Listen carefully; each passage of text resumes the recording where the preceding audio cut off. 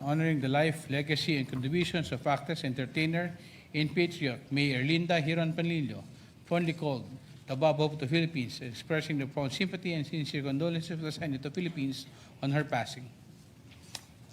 Mr. President, I move to recognize the sponsor of the measure, no other than Senator Robin Hood Padilla, Mr. President. Senator Robin Padilla is recognized to sponsor the measure.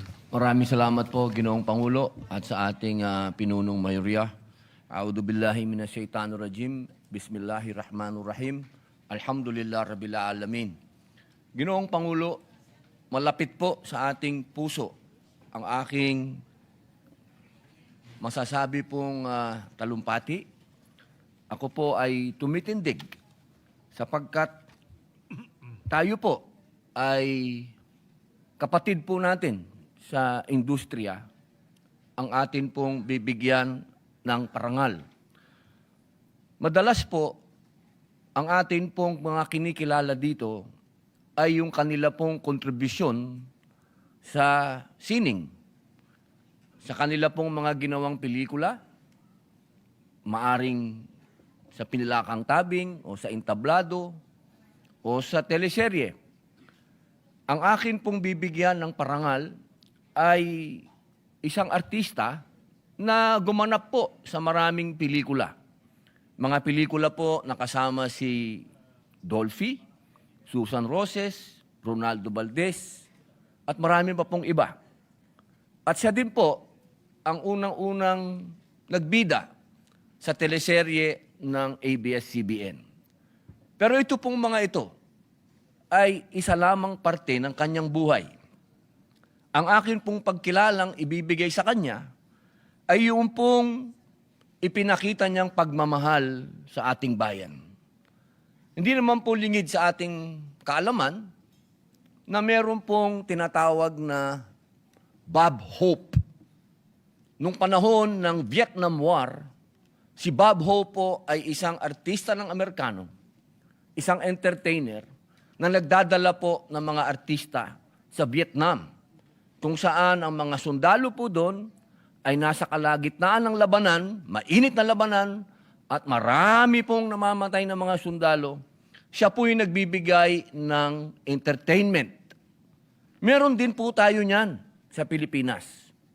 At iyan po ay si May Villarica, ang tinaguriang Bob Hope of the Philippines. Nung panahon po ng mainit na gera sa Mindanao, nung panahon po ng nagkakagulo sa Sulu, sa Basilan, sa Lanao, nung panahon po na nagkaroon ng napakaraming casualty, ang atin pong mga kasundaluhan ay nakakaranas ng low moral. Meron pong isang artista na nagngangalang May Villarica. Siya po ang nagrally ng mga artista sa pangalan nila Eddie Garcia, Anthony Alonso, Rod Navarro, Gemma Cruz Araneta, Margie Moran, Imelda Papin, Chiquito, Pansito. Dinala po niya ang mga artista sa mga war-torn areas sa Mindanao. Kung nasaan po ang labanan, doon po niya dinala upang magbigay ng kasiyahan at kapanatagan sa ating mga sundalo.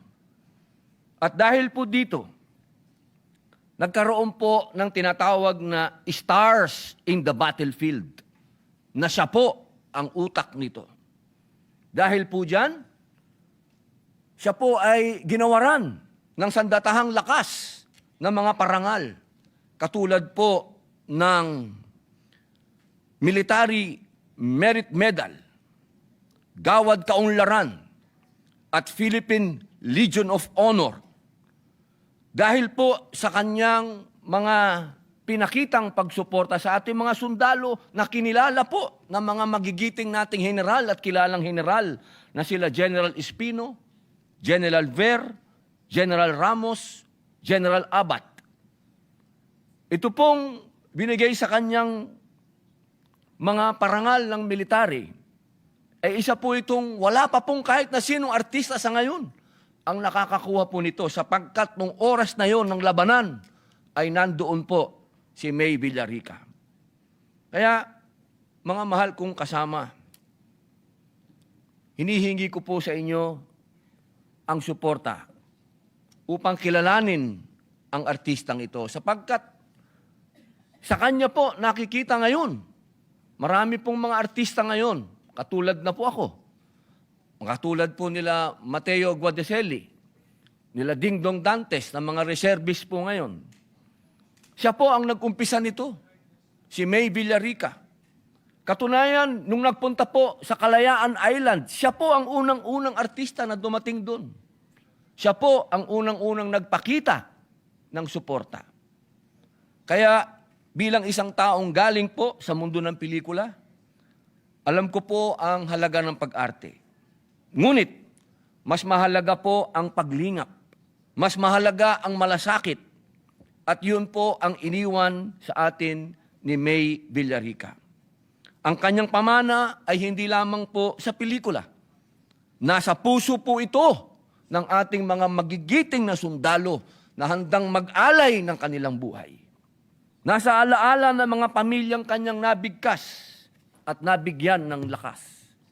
Ginoong Pangulo, sa pagpanaw po ni May Erlinda Hiron Panlilio, hindi lamang isang artista ang nawala, isang makabayan ang ating pinararangalan.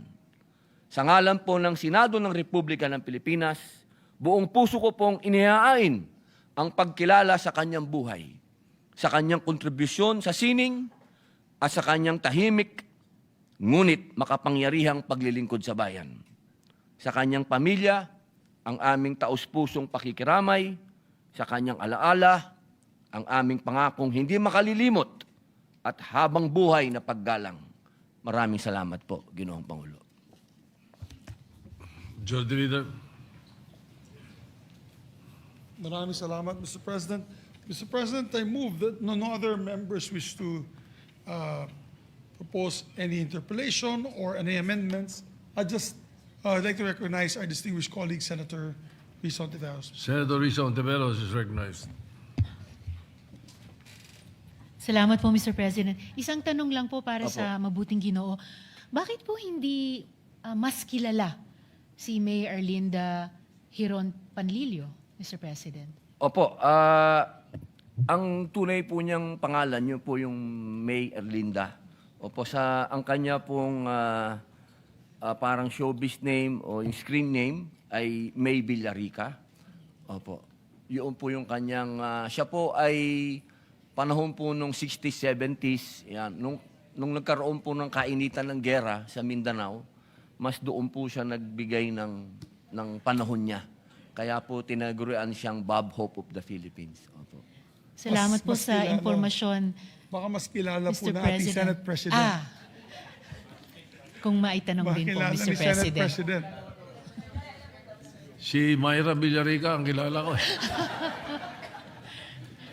Baka po magkamag-anak sila, Mr. Hindi, President. kilala ko po. Mabuting Narinig ko po Ginoo. si May Villarica. Actually, Tama si Senator tinignan ko sa Padilla. Facebook po eh. Sa Facebook tsaka sa Google. Sikat siya nung panahon na yun. Yeah, well, My taga-Caloocan, parents would hindi ako know. nagkakamali. Oh, mga parents ko. Salamat po, Mr. President. Yun lamang po, na curious lang po ako dahil kung tinagurian silang Bob Hope of the Philippines, alam po natin kung gaano ka kilala si Bob Hope, Opo. hindi lang ng mga Amerikano sa USA, pero all over the world. Kaya salamat po sa mabuting Ginoo, Mr. President, sa pagdagdag sa kamalayan natin tungkol sa mga alagad ng sining na naglingkod sa ating bayan. Katulad po Salamat ninyo, po. na alagad din po ng sining. Opo, na nanggaling din po sa Kalayaan. Opo, na tayong dalawa po, nanggaling po tayo mismo. Kasama po si Senator Mig Subiri na nanggaling din po ng Kalayaan. At si Senator Pero Ping din po. Nung panahon po niya, siya po ang una na nakarating po doon. Well, thank Salamat you, po, Mr. Mr. President. Mabuting Ginoo. Let's not delay this any further, Mr. President. I move that we approve and adopt proposed Senate Resolution number 311. And if can be, Mr. President, with the permission of the body, all members of the Senate be made co-authors, Mr. President. All right. All members of the Senate be made co-authors. And your motion is To to adopt, Mr. President. to adopt. Before that, may we also put, for the record, the sponsorship speech of Senator Camille Villar to be inserted into the records. So inserted. And the motion is to approve or adopt PS Resolution 311. Any objection? Chair hears none. Resolution 311 is hereby adopted. Thank you, Mr. President. I believe the family will be here tomorrow to receive the adopted resolution. With that, Mr. President, there being no other matters, I move that we adjourn session until 3 o'clock in the afternoon, Tuesday, February 24, 2026. I so move. Any objection? Hearing none, the session is adjourned until 3 o'clock in the afternoon of Tuesday, February 24, 2026. Thank you, Mr. President.